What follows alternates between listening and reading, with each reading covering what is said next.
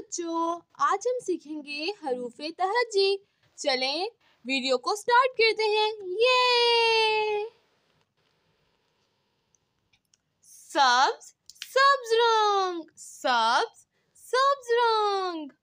الف الف مدہ۔ بے کے بعد کیا آتا ہے؟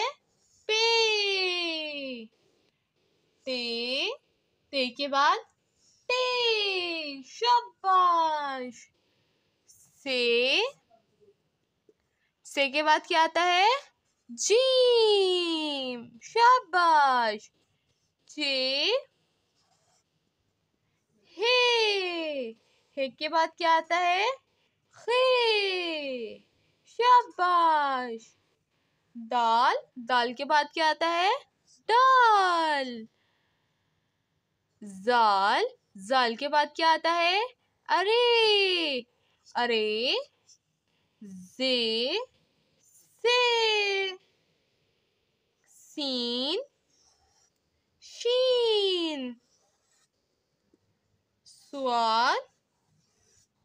زواد۔ توئیں زوئیں۔ آئین گائن۔ سبز رنگ۔ الف مدہ۔